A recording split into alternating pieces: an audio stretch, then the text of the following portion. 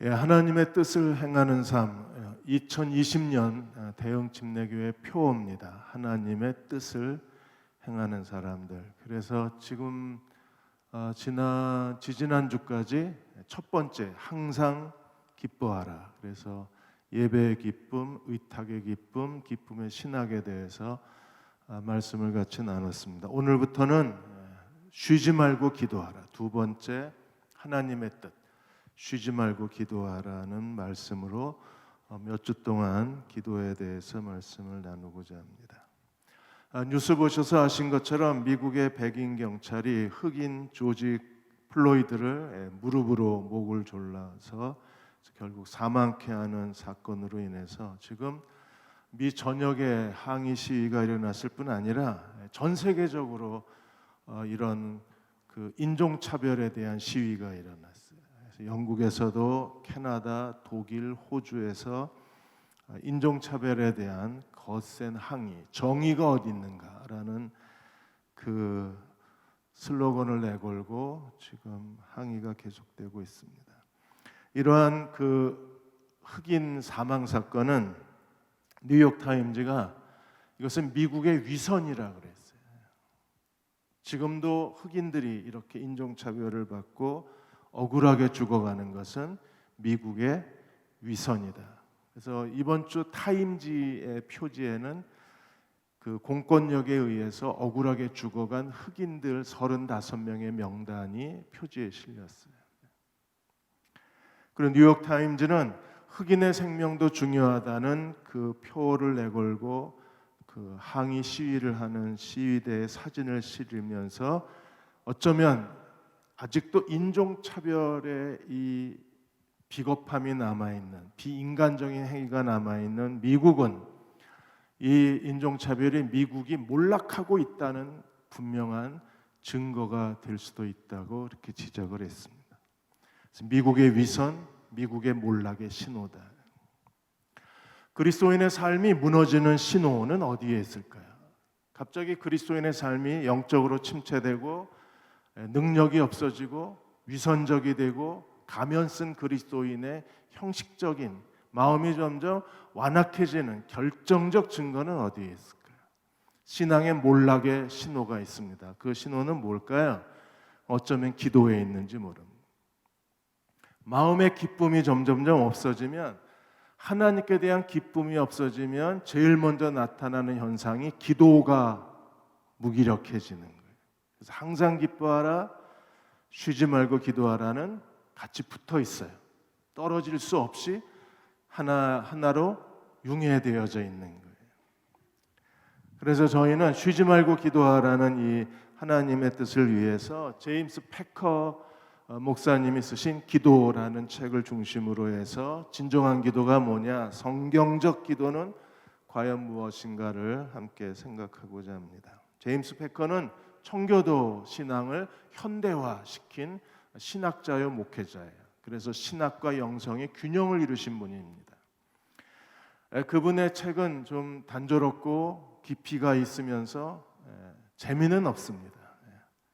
근데 재밌게 여러분에게 잘 설명을 해드리려고 합니다.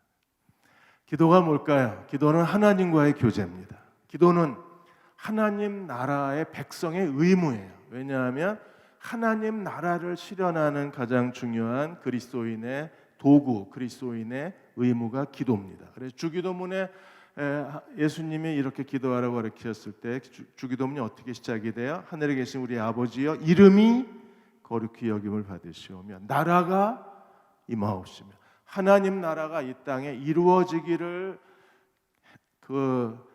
실현하는 가장 중요한 그리스도인의 의무가 너희는 이렇게 기도하라.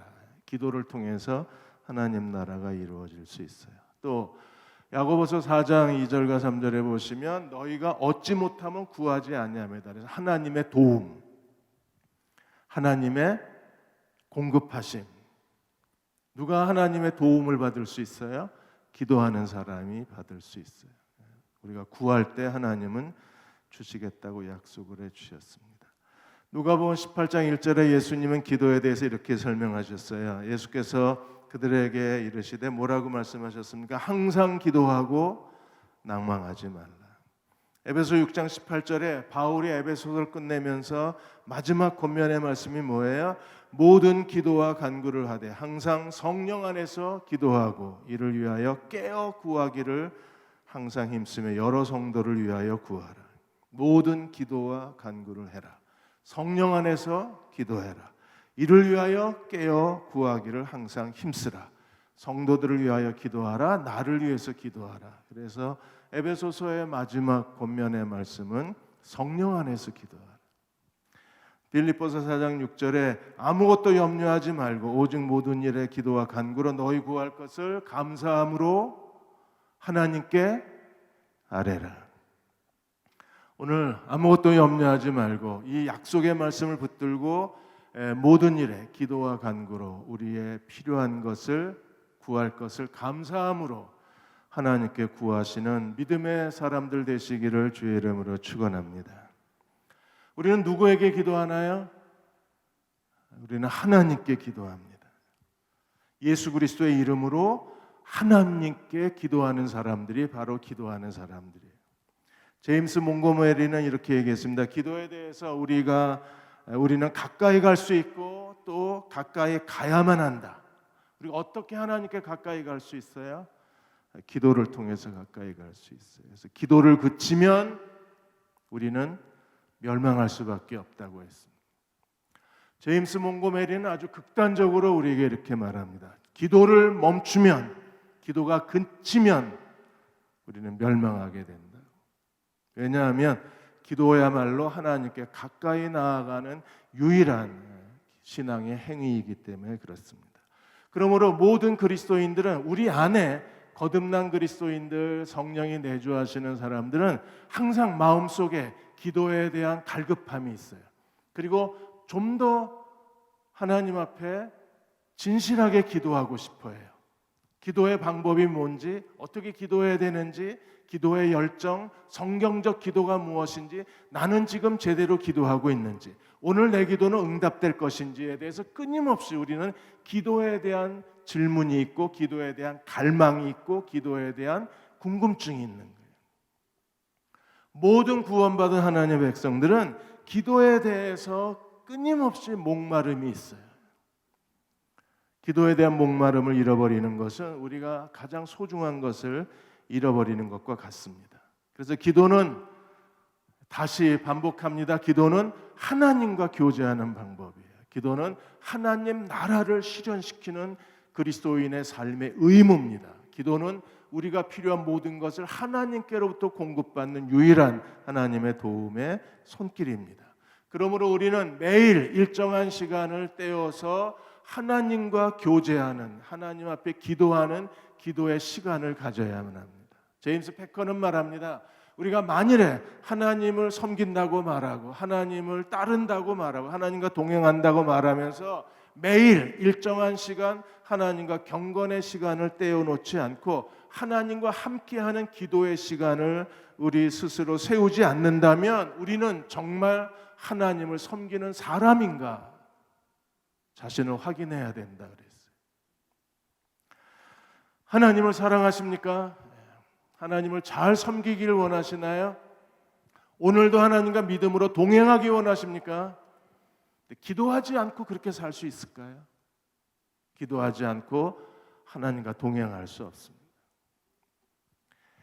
영국의 리버풀 감독으로 알려진 잔 씨 라일 목사님은 신학자이며 목회자이시고 우리에게 아주 많은 그 서적을 남겨놓으셨어요. 이분이 기도회로의 초대라는 작은 소책자를 쳤는데 이 책이 실천적 신앙이라는 책 안에 포함되어져 있어요. 그래서 실천적 신앙 안에 보면 기도 챕터가 있는데 그 안에 이 내용이 들어가 있습니다. 잔 씨 라일은 이렇게 말했습니다. 기도하는 사람이 된다는 것, 이 기도하는 사람의 습관이 없다면 그 사람은 명확하게 그리스도인이라고 말하기 어렵다 그랬어요. 제가 그런 게 아니라 잔 씨 라일 목사님이 그랬습니다. 기도의 습관, 지속적인 기도에 살아있는 습관을 갖고 있지 않다면 참된 그리스도인이라는 확실한 표시가 없는 사람이라고 그랬어요. 그래서 기도야말로 그 사람이 신실한 그리스도인이라는 표시라는 겁니다. 아기가 태어났을 때 아이들이 태어난 아기의 엉덩이를 때립니다. 왜 때리나요? 애가 울고 울어야 아이가 숨을 쉬고 있다는 증거가 되기 때문에 그렇습니다. 그러므로 거듭난 그리스도인이 그 사람이 하나님의 자녀로 거듭났다. 하나님의 새 생명이 그 사람 안에 있다는 그 새 생명의 최초의 행동이 태어난 아기가 숨을 쉬고 울듯이 거듭난 사람의 생명의 최초의 행동도 기도여야 한다 그랬어요. 만일에 거듭난 사람이라고 말하면서 기도의 호흡, 기도의 우는 소리, 아이의 울음소리처럼 기도의 소리가 나타나지 않으면 그 최초의 행동이 없으면 어쩌면 구원받지 못했을 거라는 거예요. 그리고 하나님의 택하신 백성들의 공통적인 그 특징 중에 하나가 누가복음 18장 7절에 있는 것처럼 그 밤낮 부르짖는 자들의 기도, 택하신 백성의 기도. 그래서 하나님의 택한 백성이다. 이 사람은 하나님이 선택하신 사람이다. 하나님의 선택하신 백성인 것을 믿으십니까? 우리가? 우리는 하나님의 선택하신 백성입니다. 그런데 하나님의 선택하신 백성이 누구냐? 밤낮 부르짖는 사람이라는. 그리고 우리 안에 성령이 내주하시는 명백한 증거도 성령이 로마서 8장 15절에 보시면 우리가 하나님을 아바 아버지라고 부르짖게 하시는 양자의 영이 성령이세요. 하나님을 아버지라고 부르고 하나님을 아버지라고 불렀을 때 그 뭉클한 감동을 느끼게 하는 분은 우리 안에 내주하시는 성령님이십니다. 아무리 옆집 아저씨를 좋아해도 옆집 아저씨한테 아버지라고 친근하게 부를 수는 없는 거잖아요. 그런 것처럼 양자의 영이신 성령님이 계시지 않으면 우리가 하나님을 아버지라고 부를 수가 없어요. 그러므로 우리가 하나님과 더불어 일정한 경건의 시간을 갖게 되면 우리가 두 가지를 실행할 수 있는 거예요. 하나님과 매일 신실하게 말씀과 기도로 하나님과 교제하는 사람들에게 있는 두 가지 사실. 하나는 하나님의 임재가 확인될 수 있습니다. 하나님이 멀리 계신 게 아니라 하나님이 오늘 나와 함께 내 곁에 계신 하나님이심을 우리가 스스로 확신할 수 있어요. 가끔 힘들고 지쳤을 때 하나님의 임재가 느껴지지 않았을 때 우리가 어떻게 하면 하나님의 임재가 느껴지나요? 홀로 조용한 곳에 가서 두 눈을 감고 하나님께 마음을 집중하면 조금 시간이 지나면서 우리는 서서히 하나님께서 내 곁에 계신다는 걸 스스로 확인할 수 있어요. 이게 하나님의 임재의 확신, 임재의 연습이라고 했습니다. 우리가 잘 아는 로렌스 형제가 그는 하루 종일 기도를 통해서 하나님의 임재를 느낄 수 있다고 했습니다. 그가 그 수도원에서 부엌에서 음식을 만들면서 설거지를 하면서도 그는 하나님의 임재 안에 산다고 고백을 했어요. 하나님의 임재 안에 사는 사람들은 죄를 멀리합니다. 하나님의 임재 안에 사는 사람들은 하나님이 싫어하시는 걸 싫어합니다. 하나님의 임재 안에 사는 사람들은 끊임없이 하나님 앞에 더 기도할 수밖에 없습니다. 잔시 라일이 기도회로에 초대해서 기도와 죄에 대해서 이렇게 말했어요. 기도와 죄는 절대로 우리 마음에 같이 있을 수 없다고 그랬습니다. 우리의 기도가 우리 안에 있는 죄를 밀어내든가 아니면 죄가 우리의 기도의 마음을 다 막아버리든가 죄와 기도는 절대로 같이 있을 수 없다 그랬어요. 그러므로 기도하지 않는 사람은 죄가 그 마음을 움켜쥔 사람이에요. 만일에 우리가 하나님 앞에 하나님의 임재를 느끼고 기도하는 사람이라면 이미 그 사람 마음에서 죄가 떠나버린 사람이 되는 거예요. 그러므로 부지런히 기도하는 것, 계속 기도하는 것만이 쉬지 않고 기도하는 것이 가장 중요한 경건의 비밀이라고 그랬습니다. 잔시 라일은 그 사람이 어떻게 기도하는 사람인지 내게 알려줘라. 그러면 그 사람이 어떤 영적인 사람인지 내가 설명해 줄 수 있다 그랬어요. 그 말은요, 그 사람의 기도 습관을 보면 그 사람이 어떤 영적인 사람인가를 우리가 평가할 수 있다는 거예요. 그 사람의 영성을 아무리 사람들을 속이고 가면을 쓰고 그리고 자기가 경건한 사람처럼 행세를 해도 결국에 그 사람의 기도 생활을 보면 그 사람이 얼마나 하나님 앞에 경건한 사람인가를 우리가 확인할 수 있다는 거예요. 왜 그렇습니까? 기도는 영혼의 맥박이기 때문에 그렇다 그랬어요. 맥박이 건강하게 뛰어야 그 사람이 건강한 사람이잖아요. 그런 것처럼 맥박이 뛰지 않으면 그 사람은 쇠약한 사람이거나 죽어가는 사람일 거예요. 그러므로 기도를 보면 그 사람의 영적 건강을 알 수 있는 거예요. 우리가 하나님 앞에 계속 기도해야 되는 중요한 이유는 하나님의 임재 가운데 우리가 살 수 있게 만들어주는 거예요. 두 번째는요, 하나님을 기쁘시게 하는 사람이라는 스스로의 내적인 확신이 있는 겁니다. 우리가 하나님을 사랑한다고 말하면서 기도하지 않는다. 그 자체가 이미 삶의 모순이라고 그랬습니다.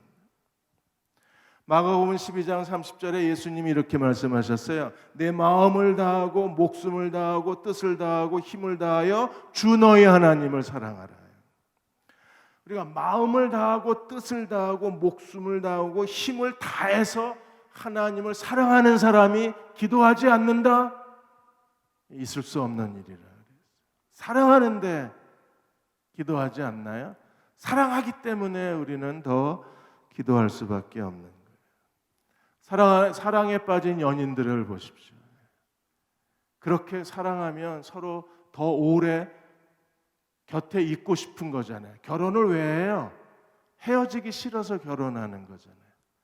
결혼하고 나면 또 그렇게 헤어지려고 발버둥을 치고 자기만의 독립적인 공간이 필요하다. 그래서 결혼하고 나면 또 따로 있으려고 그렇게 애를 씁니다. 사랑이라는 뭐예요? 같이 있고 싶은 겁니다. 우리가 하나님을 마음과 목숨을 다해서 사랑하면 하나님과 같이 있고 싶은 거예요. 그 같이 있고 싶은 마음이 기도입니다. 그래서 오늘 밤 여러분이 이 밤에 여기 나오셨을 거예요. 같이 기도하고 싶어서. 일주일 내내 각각 자신의 자리에서 기도해요. 그러다가 또는 새벽에 가서 매일 새벽에 아침에 우리의 기도를 들으시는 하나님께 기도합니다. 그리고 일주일에 한 번은 같은 예수 믿는 사람들, 대흥 침례교회 지체들이 한 자리에 모여서 우리가 다 성령 안에서 온 힘을 다해서 기도할 때 다시 기도의 능력이 회복이 되어지고 그리고 다시 일주일 동안 개인 기도, 새벽 기도, 자기만의 기도 시간을 갖게 되는 거잖아요.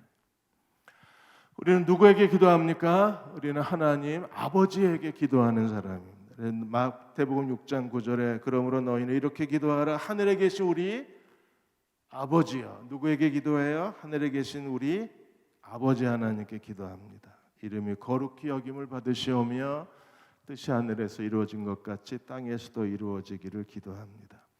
그럼 아버지 하나님은 누군가? 그래서 제임스 패커는 이 아버지 하나님을 8가지로 설명을 했어요. 그래서 오늘 네 하나님의 그 존재의 특성 4가지를 보고 다음 주 금요일 날 하나님의 속성 4가지, 아버지 하나님이 누구이신가를 살펴보고자 합니다. 오늘 4가지. 첫 번째, 하나님은 퍼스널, 인격적인 하나님이십니다.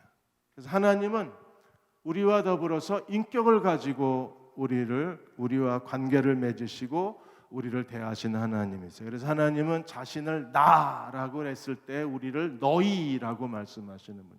나는 너희 하나님이 되고 너희는 내 백성이 되리라. 나와 너, 이건 인격적 관계예요. 그래서 하나님은 우리를 인격적으로 사랑하시는 분이십니다. 우리를 사랑하시고 우리를 만나시고 우리에게 말씀하시고 우리의 기도를 들으시고 우리를 도우신 하나님. 그래서 하나님은 우리에게 인격적인 하나님이세요. 하나님의 인격적 관계는요, 언어적 관계입니다. 그래서 하나님은 우리에게 말씀하시고 우리는 하나님 말씀을 듣고 하나님께 기도하고, 그래서 말씀과 기도는 언어적 관계예요. 그래서 하나님께 충실한 사람들은 이 언어적 관계에 충실한 사람들입니다. 마음을 다해서 하나님 말씀을 묵상하고 그리고 하나님 앞에 쉬지 않고 기도하는 사람들이 되는 거예요. 매일 복 있는 사람 매일 큐티 운동을 시작해서 벌써 한 번 성경 창세기 1장에서 계시록 21장까지 끝나고 이제 두 번째 복 있는 사람이 시작돼서 지금 이제 에스라 시작이 됐습니다. 우리가 매일 하나님 말씀을 읽는 걸 사랑해야 돼요. 그리고 말씀을 묵상하고 하나님 앞에 기도해야 합니다. 그렇게 해야 되는 이유가 어디 있어요? 하나님과 인격적 관계를 갖는 거예요. 돌로 만든 부처는요 아무 말 하지 못합니다. 우리와 인격적 관계가 되질 않아요. 우리의 말들 들을 수도 없고 우리에게 말하지도 못합니다. 나무로 만든 천하 대장군도 마을 입구에 서 있지만 우리와 더불어 대화가 안 돼요. 그러나 하나님은 살아계시고 우리와 더불어 대화를 나누시는 분이십니다. 중국에서 갑자기 중국 정부가 들이닥쳐서 공장을 빼앗고 가족을 추방시켰어요. 그래서 5명의 가족이 미처 한국의 삶의 보금자리를 준비할 사이도 없이 중국에서 강제로 추방을 당했어요. 공항에 도착하고 그리고 부탁을 해서 단칸방에 지하 단칸방에 5 식구가 살아야 됐었어요. 많은 빚을 지고 그리고 강제로 추방당했기 때문에 빈손으로 나와야 됐었어요. 거기는 목욕할 만한 샤워실도 없고 그리고 그 추운 날 그 세수를 하려면 물을 데워서 세수를 해야 되고 그리고 난방 시설도 제대로 되지 않는 곳에 마치 버림받듯이 그렇게 단칸방에 살아야 했었어요. 그러다가 6개월이 지나서 겨우 이제 방 2개짜리 집으로 옮겼는데 여전히 거기도 난방 시설, 샤워 시설이 잘 돼 있지 않았습니다. 그 아들이 처음에 하나님 앞에 굉장히 불평을 했어요. 왜 하나님이 이런 일을 우리에게 주셨나? 요한복음 10장을 읽다가 도적이 목자가 아닌 도적이 들어와서 양을 훔치고 빼앗는다는 말을 듣는 순간에 이 아이가 말씀으로 눈이 열려졌어요. 자기 마음에 이미 도둑이 들어와서 가난과 열등감 그리고 하나님께 대한 원망이 자기 마음에 가득 차 있다는 걸 깨달아요. 그래서 이 아들이 하나님 앞에 기도합니다. 요한복음 10장을 펴놓고 하나님 앞에 기도합니다. 하나님, 제 마음에 도둑을 쫓아주십시오.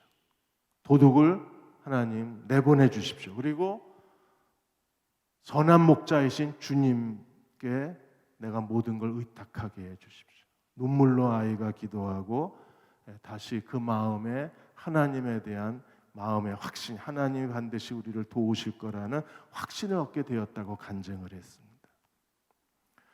하나님은 말씀을 통해서 우리를 위로하시는 분이세요. 그리고 하나님 우리의 기도를 들으시고 응답해 주시는 하나님이십니다. 하나님은 인격적인 하나님이시기 때문에 그렇습니다. 두 번째로 하나님은 삼위일체 하나님이십니다. 하나님은 성부 하나님, 성자 하나님, 성령 하나님으로 우리를 다스리시고 통치하시는 분이세요. 하나님이 복수의 하나님이시라는 증거가 창세기 1장 26절에 우리의 모양대로 우리가 사람을 만든다고 하나님 말씀하셨어요. 그러므로 하나님은 한 분이시며 하나님은 세 분이신 거예요. 이 하나님을 우리가 삼위일체라는 신비한 단어로 하나님의 존재를 설명하고 있는 겁니다. 니고데모, 요한복음 3장에 니고데모와의 대화 속에서 삼위일체 하나님의 그 모습을 우리에게 증거해 주고 있어요. 예수님이 니고데모에게 이렇게 말씀하셨습니다. 만일에 하나님 나라, 성부 하나님이 계신 하나님 나라에 들어가려면 어떻게 해야 돼요? 성자 예수님을 믿어야 돼요.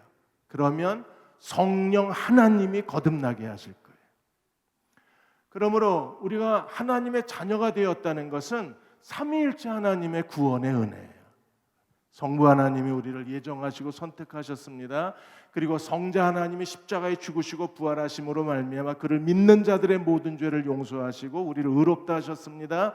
그리고 성령 하나님이 우리를 하나님의 자녀로 거듭나게 하셔서 우리 안에 내주하시는 거예요. 기도도 삼위일체 하나님이 함께 사역하십니다. 기도는 우리가 누구에게 하나요? 성자 예수님의 이름으로 누구에게 합니까? 성부 하나님께 기도합니다.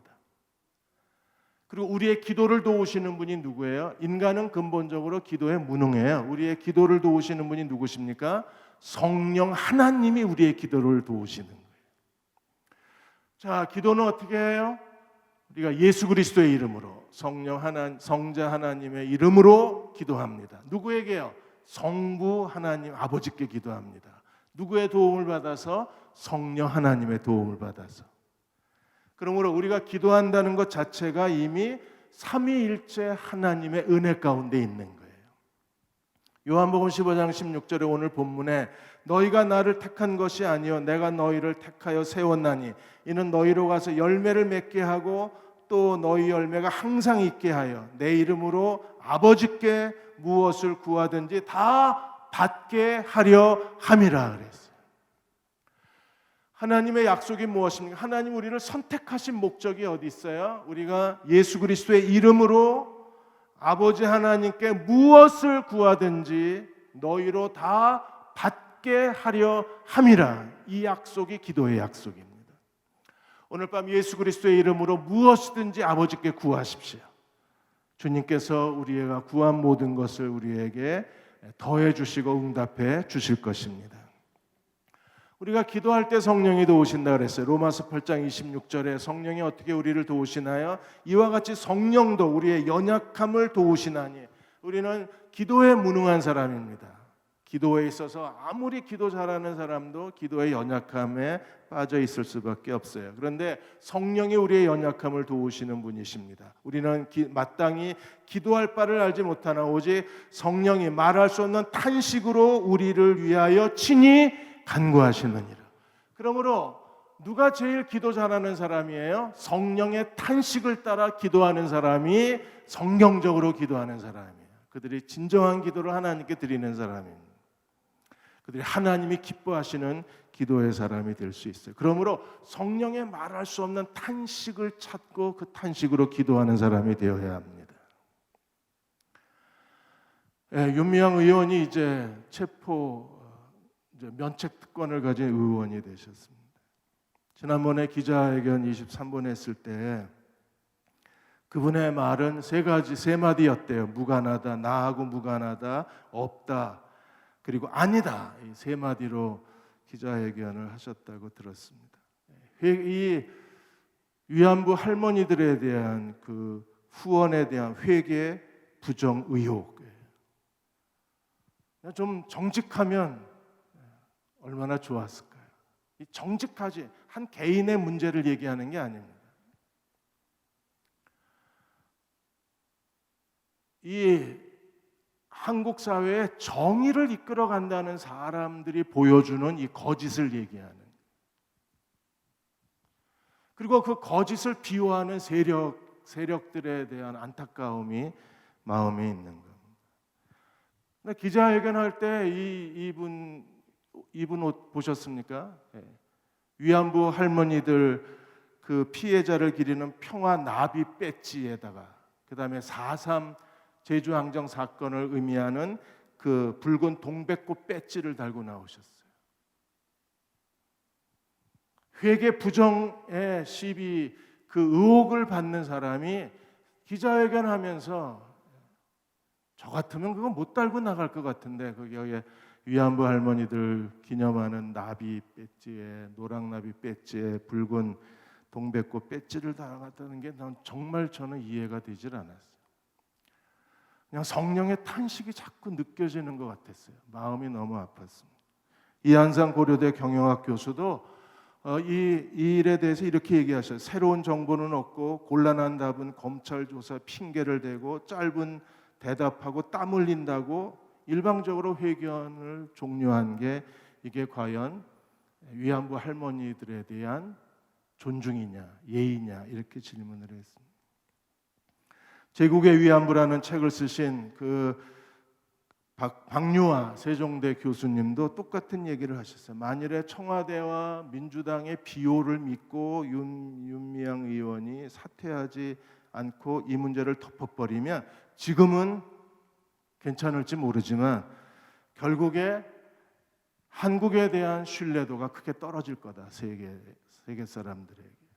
그러나 그것 세계에 대한 한국의 신뢰도가 떨어지는 것보다 저는 더 두려운 게 이 거짓의 이 생각들이 거짓으로 살아도 된다고 젊은 사람들이 생각하고 살까 봐 그게 두려운 거예요. 아, 저렇게 살아도 되는구나.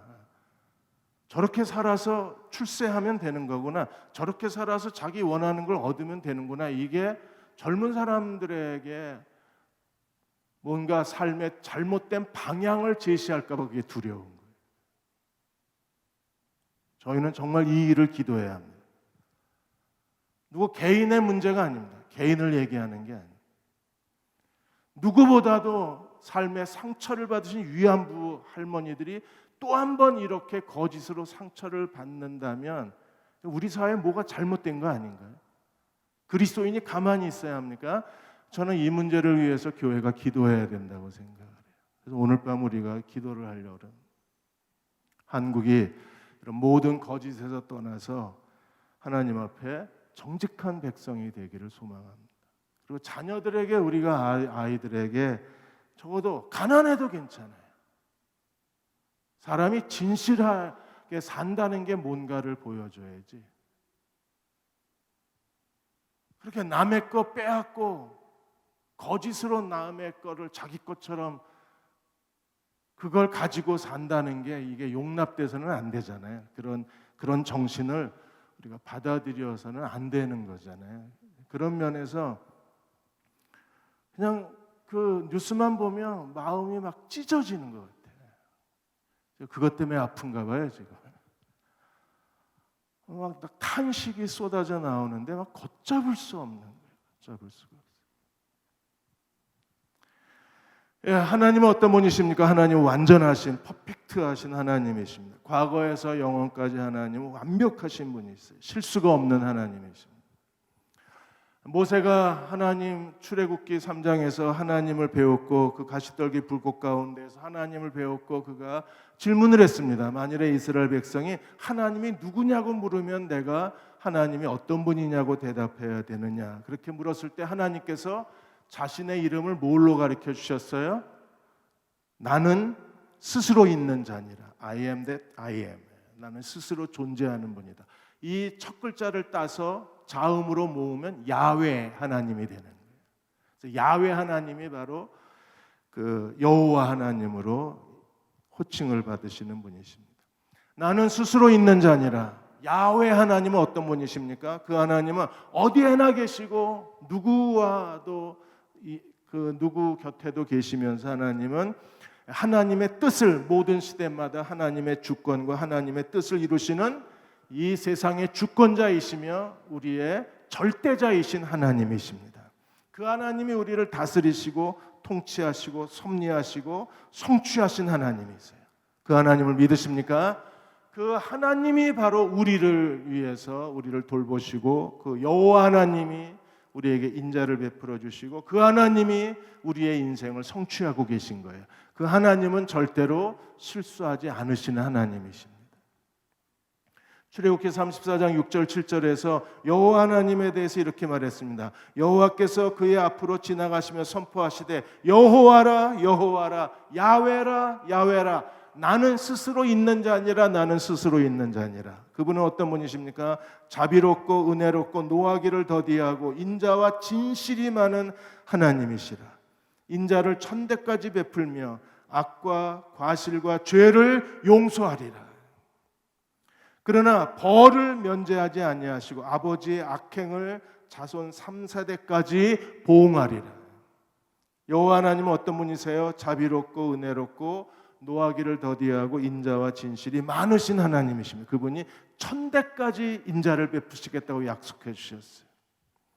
그 하나님의 인자하심과 그 하나님의 진실하심 안에 거하는 하나님의 종들이 되시기를 축원합니다. 누가 그 하나님의 인자하심 안에 거할 수 있어요? 오늘도 하나님 앞에 무릎 꿇는 자들에게 하나님 우리의 여호와 하나님이 되어 주실 것입니다. 마지막으로 하나님은 우리에게 권능이 있으신 하나님이십니다. 파워풀한 하나님이세요. 그분은 전능하신 하나님이십니다. 무엇이든지 다 행하실 수 있는 하나님이세요. 전지하신 하나님이십니다. 시편 139편 1절에 3절까지 우리의 안고 일었음을 아시고 우리의 생각을 아시고 우리가 계획하는 모든 것을 다 알고 계신 하나님이십니다. 그리고 편재하신 하나님이십니다. 그분은 어디에 계시든지 우리와 함께 계신 하나님이십니다. 지금 예배당에서 함께 금요 기도에 드리시는 우리와도 함께 계시고 지금 집에서 온라인으로 기도에 참석하신 모든 가정에도 하나님이 지금 그들과 함께 계신 하나님이십니다. 그 하나님이 절대적 주인이 되셔서 우리를 다스리시고 우리를 통치하시고 오늘도 우리의 기도를 들으시고 우리에게 인자하심을 베풀어 주시는 하나님이십니다. 2016년도에 파키스탄 벽돌 공장에서 노예처럼 일하던 기독교인 4,500명이 풀려난 사건이 있었어요. 파키스탄은 세계에서 두 번째 기독교인을 박해하는 무슬림 국가입니다. 근데 여기에 벽돌 공장이 5만 6천 개가 있어요. 그 벽돌 공장에서 일하는 대부분의 계약 하인들, 계약 노예들이 바로 기독교인들이 상당수입니다.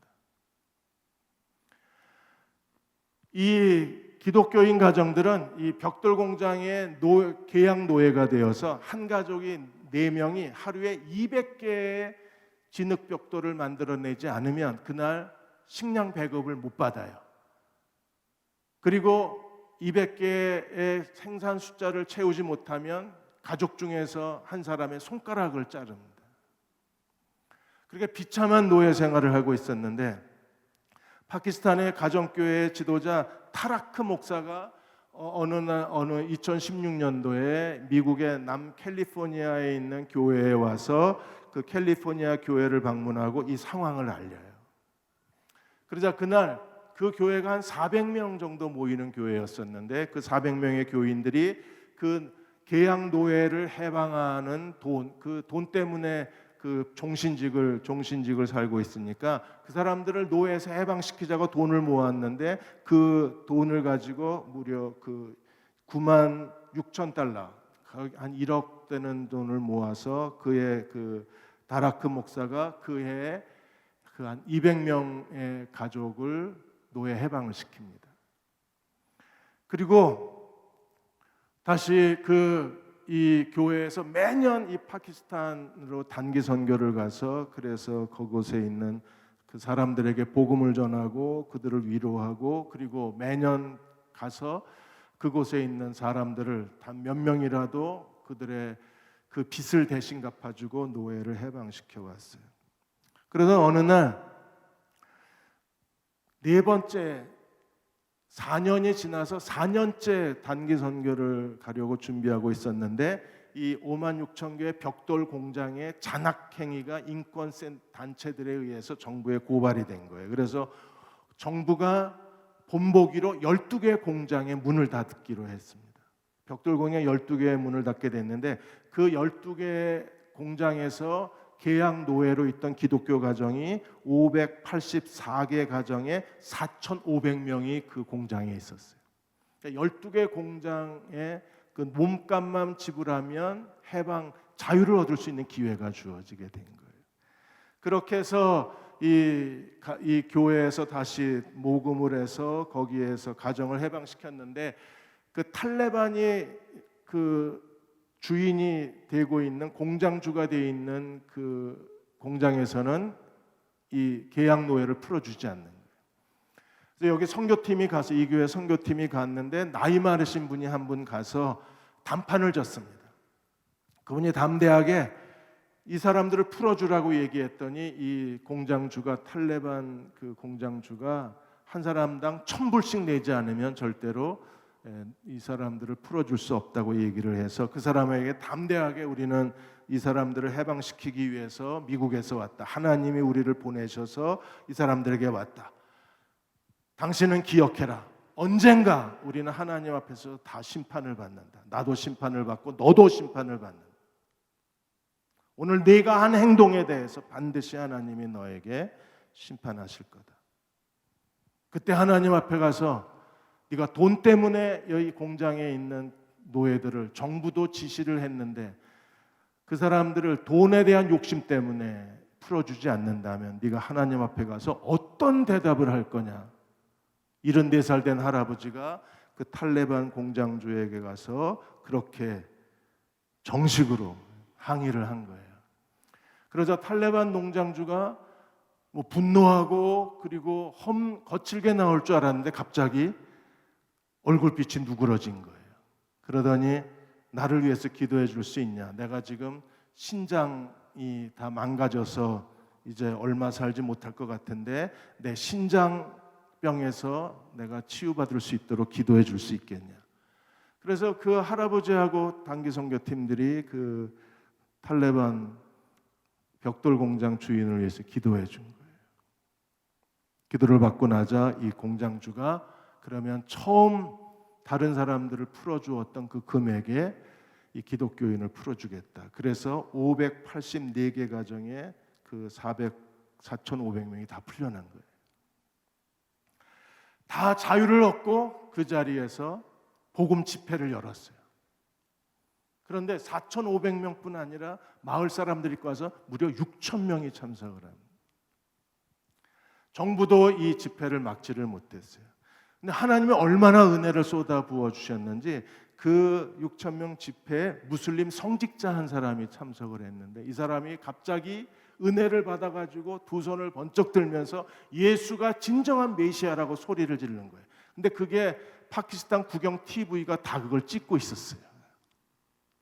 그 6,000명이 모인 일이 그렇게 흔하지 않는 일이니까 뉴스에 카메라 기자가 와 있었는데 그게 딱 찍혔어요. 그래서 오히려 이 미국 단기 선교팀이 지금 TV 찍고 있으니까 하지 말라고 그러는데도 이 사람이 예수는 진정한 구원자라고. 그리고 그 자리에 그 시각장애인이 와 참석하고 있었는데 그 시각장애인이 기도해달라고 그래서 그 단기 선교팀이 돌아가면서 세 사람이 기도했는데 세 번째 기도에 눈이 떠졌어요. 그게 그대로 다 생중계가 됐습니다. 그보다 더 놀라운 일이 이제 집회가 다 끝나고 다 돌아갔는데 그날 밤에 무슬림 성직자가 그 전도 집회에 참석을 했다 집에 돌아간 사람이 집에서 잠을 자다가 놀라운 경험을 했어요. 이 사람은 심장이 아주 안 좋은 사람이었는데 꿈에 흰 옷 입은 예수님이 찾아오시더니 자기의 심장을 어루만져 주면서 내가 너를 깨끗게 했노라고 말씀하신 거예요. 꿈인가 진짠가 해서 그 무슬림 이맘이 이 성직자가 그 다음날 아침에 병원 문이 열자마자 가서 내 심장 검사해 달라고 요청을 했어요. 심장 검사하자마자 심장이 정상으로 돌아온 거예요. 그러자 이 단기 선교팀을 찾아와서 하나님이 내 심장을 고쳐주셨다고 소리를 지른 거예요. 이 모든 게 다 기도로 일어난 일입니다.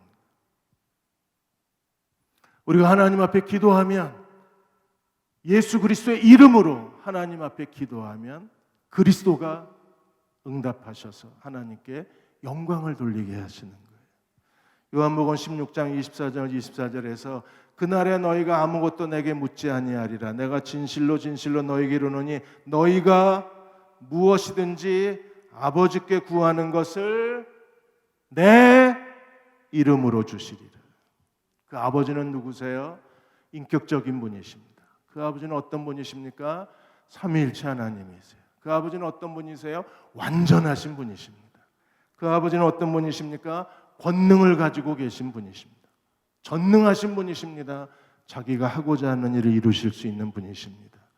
그러므로 24절에 지금까지는 너희가 내 이름으로 아무것도 구하지 아니하였으나 구하라 그리하면 받으리니 구하라 그리하면 받으리니 너희 기쁨이 충만하리라.